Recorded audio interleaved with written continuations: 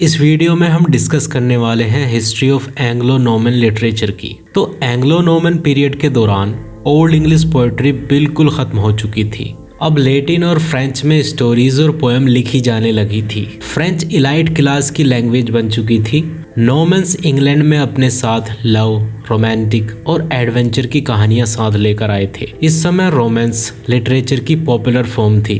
कुछ राइटर्स जैसे Mary the France और श्रेडिया दे टोरस ने ब्रिटन लेस जैसी रोमांस वर्क को डेवलप किया था। हालांकि इन रोमांस को लैटिन और फ्रेंच सोर्सेज से लिखा गया था। ये work king Arthur, the war of Troy और अलेक्जेंडर द ग्रेट की कहानियों से डील करती थी। रोमांस वर्क से अलग दूसरी कैटेगरी जैसे क्रॉनिकल, सेंट की लाइफ और दूसरे मॉरल लिटरेचर इस एज में लिखे जा रहे थे। इसके साथ साथ हिस्टोरिकल राइटिंग नॉर्मंडी और पूरे यूरोप में फेमस थी। सरकारी डॉक्यूमेंट्स इंग्लिश की जगह अब लैटिन में लिखने शुरू हो गए थे। इस टाइम के कुछ फेमस राइटर्स पर एक नज़र डालते हैं। 105 से 1089 तक इनकी लाइफ रही। यह कैंटरबरी का एक आर्क बिशप था। इसके साथ साथ में एक अच्छा स्कॉलर भी था जो फ्रांस चला गया और विलियम ड्यूक ऑफ नॉर्मंडी का काउंसलर बन गया। इसी के सिद्धांतों पर इंग्लैंड कोर्ट के secular common laws system build किए गए। इस समय का दूसरा फेमस राइटर है एंसेलम। 1033 से 1109 तक इनका टाइम रहा। यह एक थियोलॉजियन और एक फिलोसोफर था जो इटली में पैदा हुआ था और फ्रांस के नॉर्मंडी में इसने अपनी एजुकेशन गेन की थी। इसके बाद ये कैंटरबरी का आर्क बिशप भी बन गया। इसके major works Monologion, Proslogion, De Veritate, De Libertate Arbitrii और द कासू डियाबली हैं। ओल्ड लिटरेचर में इसका एक सॉन्ग फेमस है जो ए सॉन्ग ऑफ एंसेल्म नाम से जाना जाता है। कुछ लाइंस देखते हैं इस सॉन्ग्स की।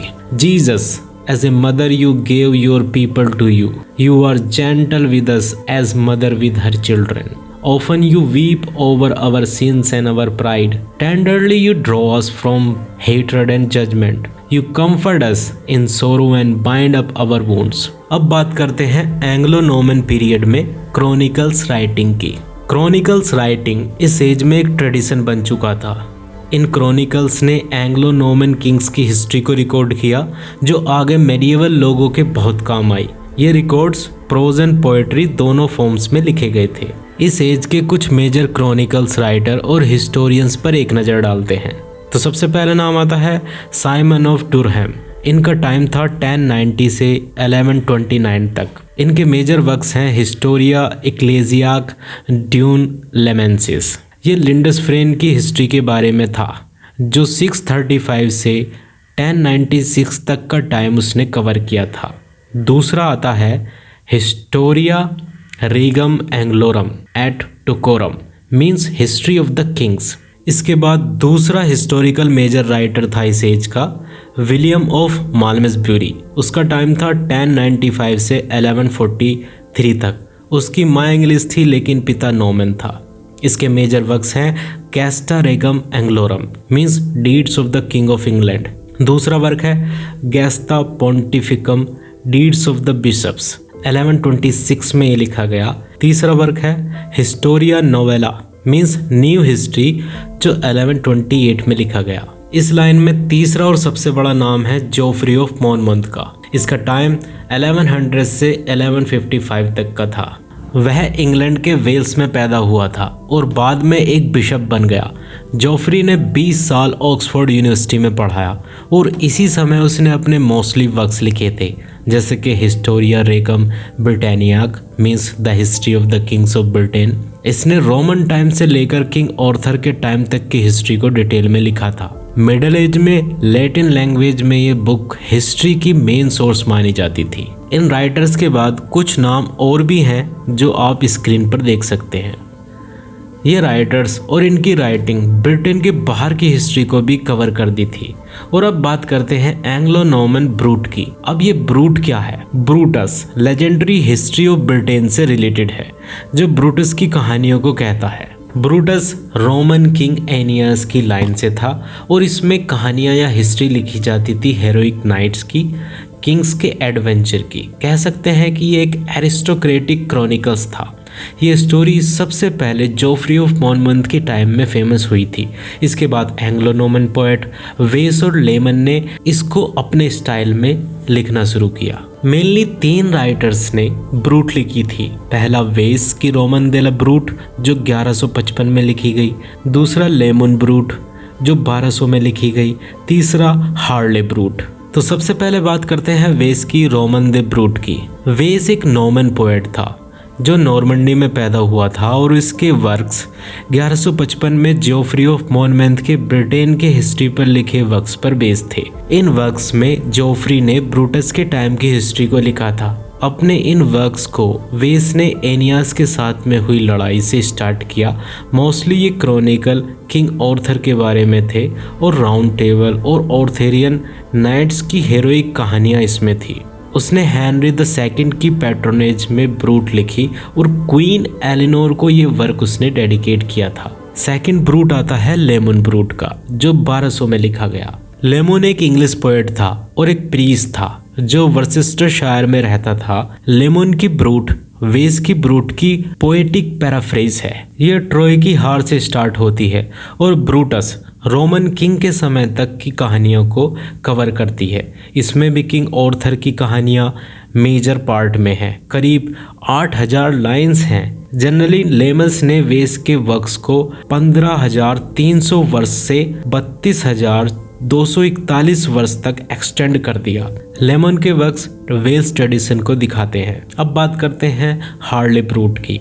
द एनोनिमस हार्ले ब्रूट में 3359 वर्सेस हैं, लेकिन इसके राइटर का ज़्यादा कुछ पता नहीं है। ये वर्क 5 पार्ट्स में डिवाइड है। ये वर्क किंग ऑर्थर के बारे में ज़्यादा डिटेल में है। इसमें किंग ऑर्थर की राजा बनने की, उसके फ्रांस में जाने की कहानियाँ हैं। ये बात की हमने अभी तक ब्रूट की। अब बात करते हैं एंग्लो नॉर्मन पीरियड में रिलीजियस और डिडैक्टिक राइटिंग्स की। इस समय की रिलीजियस राइटिंग को 4 सेक्शन में डिवाइड किया जा सकता था। पहले टाइप की राइटिंग बिब्लिकल हिस्ट्री के बारे में थी। सेकंड जिंदगी जीने के बारे में थी। तीसरी वुमेन की रिलीजियस लाइफ के बारे में थी और फोर्थ वर्जिनिटी और मिस्टिसिज्म के बारे में थी। रिलीजियस राइटिंग में 2 नाम बड़े फेमस है इस एज में। पहला ऑल एंड द नाइटिंगेल, दूसरा खर्जर मुंडी। ये दोनों वर्क पोइट्री की फॉर्म में है और एक प्ले ले जाओ the Adam means the play of Adam ये एंग्लो नॉर्मन टाइम का सबसे पहला लिखा हुआ प्ले माना जाता है जो फ्रेंच में लिखा हुआ था। इसमें बाइबल की स्टोरीज को रिप्रेजेंट किया गया है। इसमें बहुत सी कहानियां हैं जैसे एडम और ईव की कहानियां, केन और एबेल की कहानियां, प्रोफेट ईसाया और डैनियल की कहानियां।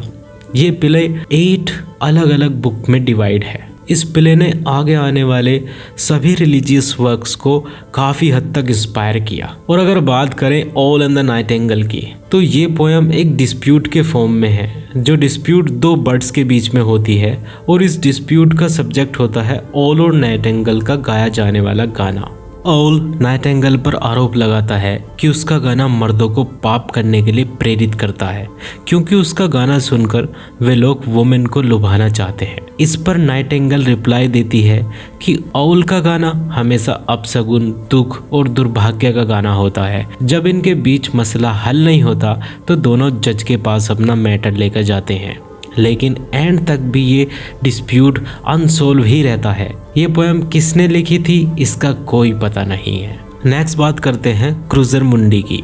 ये एक 14th सेंचुरी की रिलीजियस पोएम है। ये एक एनोनिमस पोएम है जिसमें 30,000 लाइन्स हैं। ये 8 सिलेबिक कपलेट में लिखी हुई है जो ओल्ड एंड न्यू टेस्टामेंट की हिस्ट्री को रिकॉर्ड करती है। मीन्स क्रिश्चियनिटी से ये रिलेटेड है। यह कह सकते हैं कि ये वर्जिन मैरी के बारे में है। और फिर 2 और प्लेज आते हैं। पहले प्ले का नाम है सियंते resurrection means resurrection of the saviour. ये एक इनकम्प्लीट प्ले है जो एंग्लो नॉर्मन डायलेक्ट में लिखा हुआ है।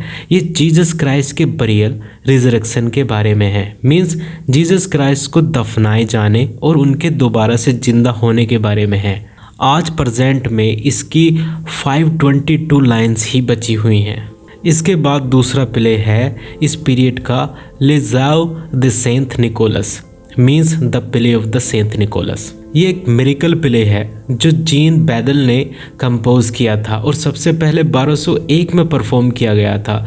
ये एक पेगन सैरेकन किंग के बारे में है जो ड्रेवन नाम की मूर्ति की पूजा करता है और क्रिश्चियंस पर अटैक करता है। इस बैटल में वो जीत जाता है, लेकिन एक सैनिक पेराडोम को वो बंदी बना लेता है। जब वो पेगन किंग पेराडोम को सेंट निकोलस की मूर्ति की पूजा करते देखता है तो वो उससे पूछता है ये कौन से गॉड है। बाद में सेंट निकोलस के चमत्कार की वजह से वो पेगन किंग क्रिश्चियन बन जाता है और उसके साथ उसके दरबारी और उसकी प्रजा सब कन्वर्ट हो जाती है। Thanks for watching me, have a nice day.